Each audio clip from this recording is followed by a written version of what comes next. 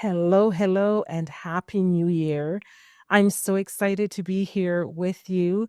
I'm Andrea Bailey Brown, and this is the Franchise Millionaire Show. And yes, it is 2025 when you're listening to this episode, and it's always exciting when a new year begins. I know I love the start of a new year because it represents so many things. It represents a fresh start, new beginnings, a clean slate, a natural fresh start for the calendar year. And I really love this time of year because you know what? You can also start with a clean slate, and everything that we did before that might not have worked, we can now make it so much better. We can improve on things, and those things that work, we can actually continue with them.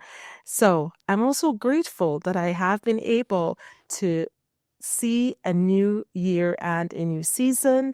And we have our podcast still going and growing and going strong. And I'm grateful that you are listening to this episode and you're joining me on the journey of how you can become a franchise millionaire. So, this episode is really about going from just resolutions to actually getting results. And I'm all about the results. Yes, it's amazing to have fresh new ideas, and it is amazing to dream and to plan. But ultimately, all the things that we're dreaming about and all the plans we're putting into place, we want to see them manifest, and we want to see the results of our hard work that we have put in.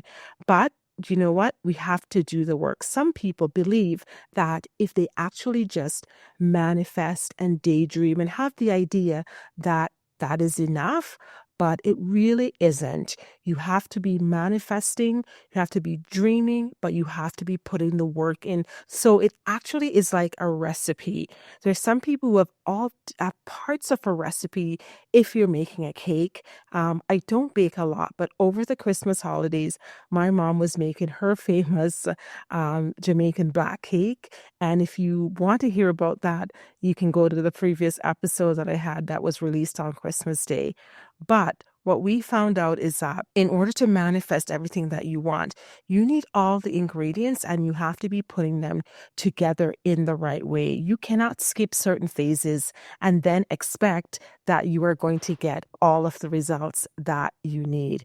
So, as 2025 gets started, I want you to become extremely intentional about your goals and where you want your life to be in 2025.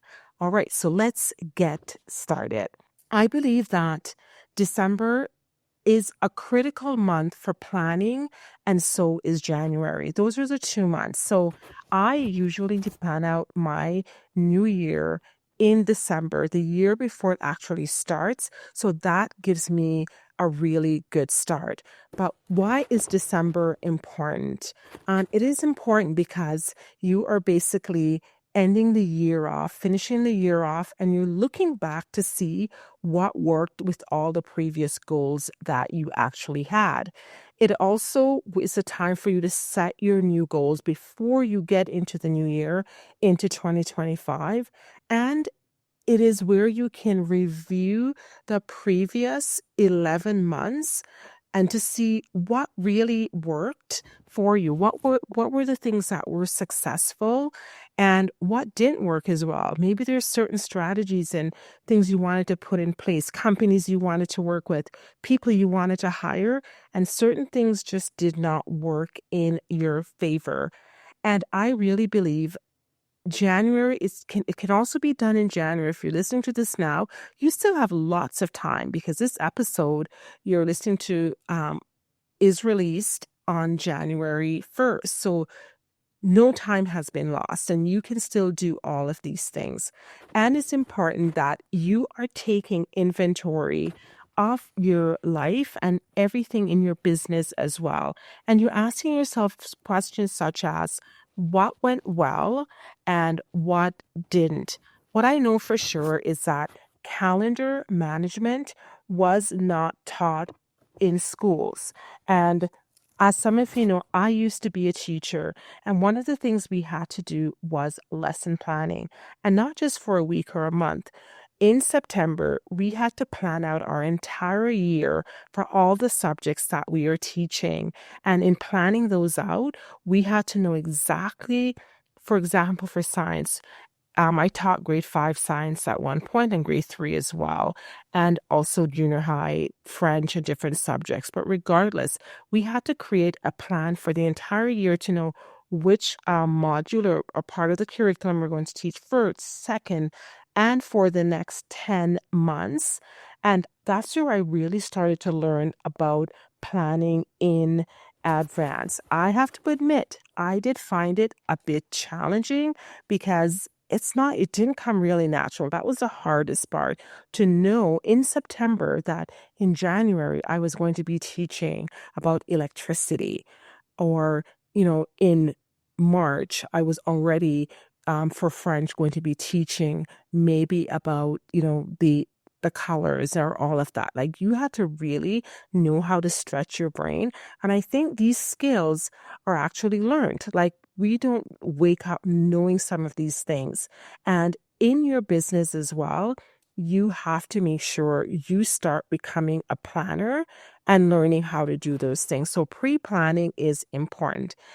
Now, if you're an entrepreneur, this is a tough thing for most entrepreneurs, for the exact reason they went into business was for freedom. It's for flexibility. It's to work when you want to, wake up when you want to, travel when you want to. So getting into some sort of routine where things are predictable, I find that it is really, really hard for a lot of people for planning. And I am one of those, a lot of people who found like strict things, but I had to figure out how to make it work for me and how to make it work within my business. So one of the things is that, as I mentioned, the freedom and flexibility is what got many people to become an entrepreneur. And if you're not careful, that same freedom and flexibility is the thing that will hurt you, because you don't have any structure, you don't have any plan, you have no idea when certain things are happening in your business. What are the repeatable things that happen at a certain time every time? So make sure you learn how to organize your schedule, put things together so that you have a successful business and you also have a successful life. All right, they do go together. So I do know, as I've said, in school, this is not something that we're taught. We just basically, we go to school. Some of us, you'll graduate, you have a job, and next thing you know, you are managing your children, you're managing, you're running a business, your spouse, you're starting to manage a mini company called your home. And within that, you have kids in different sporting activities and classes and lessons, and you're running your company, and it's all happening. And some people struggle with it and don't really do well at it, and things are forgotten. And luckily for, email and phones, you're getting messages and reminders. But before that, some of us had to figure out a system called a calendar. And up to this day, I am still using a paper calendar, even though I know the digital side is very strong, but I'm still combining both of them. And when I was teaching and I started my side hustle, I learned how to balance my time between teaching, learning how to mark papers, and I was part of a direct sales company, two direct sales company actually. And in those companies, we really learned about goal setting, planning, and direct sales is a great place to learn not only about sales, but learn how to do any type of goal setting and planning that you want to, because they would have incentives that would go for short term. Some incentives were for the entire year, and then you'll get trips and prizes and rings and all the different fun things. But I will have to say that's where I truly learned about goal setting, how to break it down into a week, how many sales did I want to have, what would I do if I was short, what would happen if I needed more sales. Like, I'm telling you, that's where I learned a lot about calendar planning and how to organize, how to meet deadlines. So some things that you'll do in your life will help you along the way to learn how to plan and set up your year. So, as an entrepreneur, one of the things that I know happens for me is I get numerous requests to show up at different events, requests to speak, requests to sponsor different things, and just requests from my own team and my own company for, to do different offers, to show up, to film things, to record podcasts like I'm on right now. So I know I get a lot of requests, and I have to decide, what do I say yes to and what do I pass on, because you cannot say yes to everything. And that's one of the key things, is you have to be in control of your own calendar, be in control of your own schedule, and making those decisions on what stays and basically what doesn't. And so for that reason, it's my paper calendar that I use, and it comes in 12 months. I rip them off. I put them up in my office so that I can see it visually. When you see it, you actually remember what is happening for you. So because of the team that I have, I still have to work with a paper calendar, paper and pen, and I still work with the digital. But I have to say, I lean on the paper calendar and my day timer 80% of the time, and the digital is so the entire team can actually see my schedule. Is Andrea in a meeting? Is she traveling? Is she recording a podcast? Is she a guest on someone else's podcast?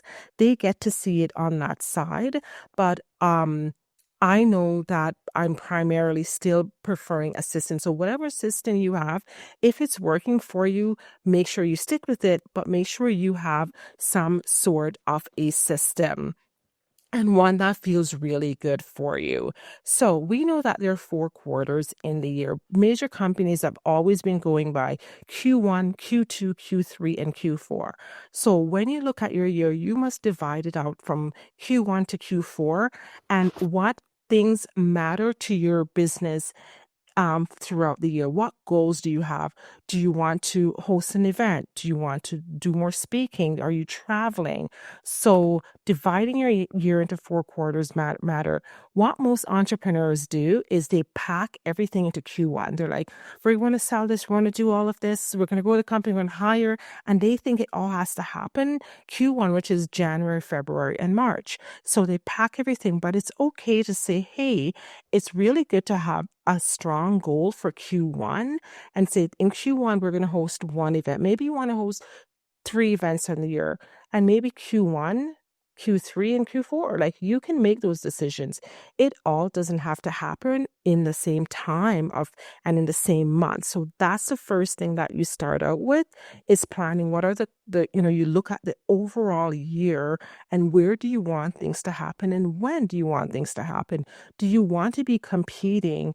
For example, March, we know that is part of Q1, but it's International Women's Month. For me, it's Black History Month. I'm calling a lot of things. Do I want to host my own event during that time when it's really busy? And January is like, the office is closed for a few days, then we'll reopen. Q1 is going to be really busy with outside events. So those are the things that we're looking at. Then for Q2, maybe it's a great time for us to host our own events. So not leaving things to chance and really strategically planning it out. Another thing is to look at that. You have to look at how your business is growing so that you can plan and a full life and evolve. And because you only have one life, your business and your regular life is just one life. So I really try to make him all integrate, because I feel that it's one Andrea. The business Andrea, the personal Andrea is still Andrea, right? So when I look at my calendar, I look at the entire year. And what I've learned to do over time now, so that I'm not just controlled by other people's requests, I look at my calendar and I'm saying, are there certain conferences that I really want to go to this year? Family trips. We always do some sort of our family is really big. We like to travel together, spend time together. So we're looking to see, is there a family one big trip that we all want to go on? So there'll probably be anywhere between 10 to 15 of us. And, we plan that out in advance. Do I have any personal goals that I myself want to achieve? I'm also looking at things that my anniversary is coming up. Is it a milestone anniversary? Do we have any milestone birthdays coming up for some of our family members? And it's important that I may, want to go with them to celebrate some of those things. Are there any weddings or anything that's coming up that's really important that I know I would like to participate in? So I get to control my schedule. I also always book things that's just for fun. It is like going to the US Open, which I went to last year. I did that. It was not for any business meeting. It wasn't tied to something else. It was purely just for that and just for fun. So I'm putting all of that on my calendar. I'm looking at entertainment. I wanted to really go see Usher in Las Vegas. I wanted to see him again in Toronto. Like, I'm really intentional about those things. And then for Father's Day, I went to see my dad in Jamaica. Very important things. So I'm putting all of the important business things and the fun things. And then I had speaking events in that I had to go to as well that were paid speaking events. So I'm looking throughout the year and making decisions on certain things. So that way other people aren't controlling my calendar and my schedule. Because you know what? There are things that's going to be out of my control. The dentist. I have a tooth that may be broken. I have to go get my physical. My eyes need to be checked. I, may have to go with my husband to some of his appointments. There are things that's going to fill our calendar anyways. I find so many people are controlled by the outside. They're controlled by other people. Like, hey, we need you to come do this. Hey, this is happening. And so they feel like their life is out of their control because they've not figured out how to stay in control and put things on their calendars, which they get to say yes to, things that light them up, things that they love. And when you control your schedule that way, then you're finding that between some of the mundane things that you have to do, like the dentist, like your physical, like your eye exam, you have a few things that you made the decision to put on your calendar, and then it's even more exciting for you, right? So be in control of your calendar. Be in control of your schedule, and that is part of how you plan for a successful year and plan your year like a millionaires, because millionaires, they really do plan. They really do think about it. It's not by happenstance that some of these things are happening. And I'm really excited to tell you more about my event that I have coming up. The annual planning brunch that we're having in Edmonton, Alberta. If you're in the vicinity, you'd like to come, we would love to have you there to show you some of the strategies that go into planning out your year. And you leave, it'll be very actionable things that you will be taking away.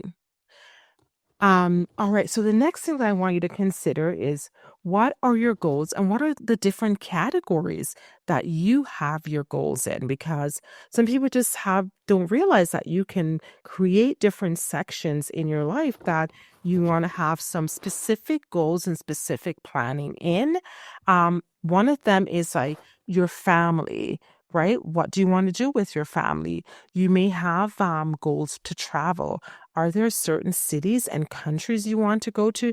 Is there a place on your list that you've been dreaming of? So right now, my husband and I, we are talking about a special trip, place that we want to go that we've never been, and we're really excited. So stay tuned. I will tell you more about that. So we're planning that out. Also, in terms of like your career and business, what is your goal? Is this the year that you start that dream business? Is this the year that you invest in a franchise business? And what type of franchise do you want to invest in? Is this the year you finally decide to start the business and leave your job and venture out because you've been dreaming about it for a while? Another thing is, what about your home? What have you been dreaming about in your home? Do you want to renovate your house? Do you want to develop your basement? Do you want to paint? Right? What do you maybe want to sell your house and move? Maybe you've been dreaming of moving up. That you can also plan and be intentional in for your goal. And then maybe there's some personal treats that you want to do, things that will make your life a little bit easier, like getting a housekeeper, getting someone to do your snow, maybe getting someone to do your laundry and your lawn. These are things that you can also set goals for in your life, and that these things should excite you. And maybe they'll be a little bit scary. That's okay. And you're dreaming a little bit bigger than your circumstance. If it's too easy, you can figure it out, then it's just not a big enough dream for you. Another category is fitness and health. Do you want to hire a trainer? Do you want to do a marathon or a half marathon? Do you want to join a fitness class? Like, these are the things that you may have been thinking about. You want to get healthier. Maybe you want to drop a few of the lbs, the pounds, right? So what about your money goal? This is a big one for people. Do you want to earn more money? Do you want to invest some of your money? Do you want to, um, maybe grow your business so you can make more money from that? A lot of money is surrounding a lot of things for people, and sometimes people are just afraid to dream and to think big when it comes time for money in that side of it. But I do tell you, is there a certain amount you want to see in your bank account? Like, you really, dreaming is free, people. Dreaming is free. So dream big, be outrageous with your goals. Don't hold back. And, the universe will reach you wherever you want to be. So you have to believe in that. Another sector that you can have is another category, education. Is there a course you really want to take? Is there a school you want to go to, a program? I remember I had on my list for a few years to go to Harvard. It was just a dream list, and then it ended up happening in 2024. So it can happen for you as well. And also transportation. Is there a certain vehicle that you want? Your dream car, your dream truck, your dream private jet? Like, dream big. It is all possible for you. And recreation and joy. You really, really have to be intentional about joy. And what is it that brings you joy? When do you light up? When are you the happiest? And who are you around? Who are you spending time with? Are you around certain people? What is your energy like when you're with them? Joy should be really a big part of your plan.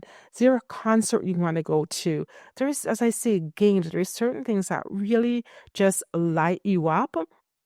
I would definitely want you to include joy as part of your plan.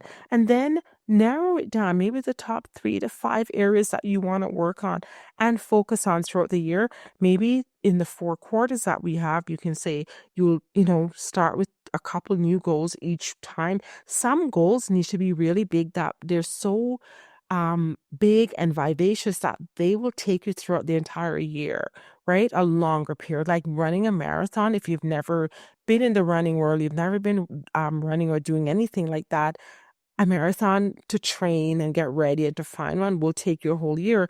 But imagine how proud you will be at the end of the year. My goal, one of my big goals, is to write a book. I finally need to sit down and putting pen to paper and start writing that book. I'm so excited about that. I feel like to have it come out, to have it in print and all of that is going to be an exciting part of my journey. And I cannot wait to bring that dream to life. And I want you to make sure that you are still listening to the podcast and giving me some ideas and tips on what you'd love to have me write on as well. Another thing is, when you have these big goals, whether it is to start a business, to buy a new vehicle, to travel the world, to spend time with your family, to do really special things for anniversaries and certain things like that, you are going to need support. You don't plan to do it on your own. You're going to need the support of trusted advisors, of people who can actually help you. And you have to have the right people on your team in order for you to grow, in order for you to to reach your goals and to achieve them. Some goals you may be able to do on your own, but others you need to enlist your support system That is super, super important because not everyone is the right person to help you along the way. So, one of the things that I do and we do here at Bailey Brown, the franchise agency, we are a support team, a trusted advisor for people who want to invest in franchises and become franchise owners and future franchise millionaires. So, we guide them, we support them, and we support you by helping you to decide based on your background and your talents and your skills what is the best and right franchise fit for you. And we also guide you from the beginning, from the idea phase, all the way until you end up investing in your franchise business. So that is what we do here. So we're trusted advisors and we're coaches, franchise consultants, and franchise coaches here and mentors for you. Another thing is that someone else that can help you is maybe you need a walking buddy, a friend that's going to get you up and out all the time that you can walk with to keep your fitness goals going. Sometimes part of the goals that you have, if one of your goal is for strong mental health, you may need the help of a therapist or a counselor, psychologist. You may have to enlist someone in that field that can actually help you. So make sure that as you are setting your goals, you are finding someone who can help you to achieve and reach those goals. Maybe it's an accountability group, accountability partners. As I said, a trusted coach and advisor who is going to guide you all the way. My clients who have come to work with us, we have a 98% success rate because of the guidance we give them from this idea all the way to invest in a company. We are with them every step of the way. And within 3 to 6 months, our clients have become franchise owners and they are building their businesses and they're going along as opposed spending years trying to figure it out and doing it all by themselves. So some of your goals, even for the travel one, maybe if you have a big audacious travel place you want to go to, you've never been, you may have to enlist a travel agent, someone that's going to plan the itinerary and they'll, plan where you go, at what time, what you'll eat, what you'll see. Sometimes we must enlist help. I think the biggest thing that you can do is figure out how to invest in yourself and get help from other people so you can speed up, whether it's your growth, speed up your investment, speed up your fitness goals. You must learn how to invest in yourself. And that is the biggest life-changing thing that I have done. And a lot of people are so afraid. They're holding their hands so tight as to what they might lose versus looking at what they will gain along the way. So that is really an important part. And I would definitely say as well that something that's important is when you have to look at the manifestation part of things, right? When you're manifesting, it's important to dream. And some people call it dreaming, manifesting, whatever it is. It is still putting ideas and thoughts out there into the universe so the universe will know how exactly to match you. You want to make sure that you're decluttering your life. And decluttering is something that I'm still working on. Not perfect. I'm not there, but I don't let that stop me. I don't let the fact that my office is not perfect right now and all my other things, I have to keep working on it. But definitely, if you can declutter your office space, declutter people in your life that are not right for you. I know when we think about decluttering, we're going to think about, oh, it's the office and it's just the papers and it's some of the clothes that don't fit. Yes, it's some of that, but it's also decluttering is getting rid of people and that just don't fit your lifestyle anymore, or they're not there to help you to get where you want to go. So declutter those things too. You also want to make sure you're deciding what it is that you want. Be strong with your goals and being intentional and not being afraid to have some big, hairy, audacious goals, right? The BHAGs in life. So those are really important too. And definitely surround yourself with positivity. Oh my gosh, positivity is the people you surround yourself with, the books you read, the news you eliminate, the little things that you enjoy. It's a nice cup of tea, a nice piece of like chocolate that's really savory, anything that you enjoy. So, um, Positivity. Yes, you want to make sure you're around positive people. Inspired actions. Yes, you know what? We can dream, we can manifest, but at times you have to take action. You want to go to that school, you want to take that course, you want to sign up for that marathon, you're going to have to maybe sign up for the 5K first, the 10K, and then the half marathon, and you get to the marathon. That is what we call inspired action, not just dreaming, but once you've created the dream, what are some of the actions that you can actually take to get you closer to them? And be open to receiving abundance, right? Receiving the abundance around you that is there. The universe is a healthy place, a place that wants to help you. So be open for abundance, and abundance in finances, abundance in friendship, abundance in love. Be open to all the abundance that's out there for you in 2025. And I want you to know, if you become intentional about your life, if you become intentional about all the things you want to achieve, you may not achieve them all in 2025. Some goals are bigger and they're audacious and they take a little bit longer to come into fruition. But yes, they will eventually come to fruition if you stick to it and stay with your goals and make sure that you become brave and courageous about the things that you want. Become brave to own the life that you want to live, because you deserve that.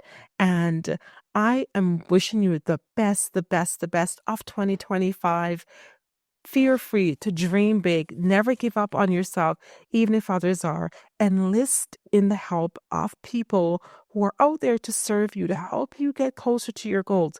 There are people out there who are like guides, right? They're the ones guiding you along the way, and they come in different forms.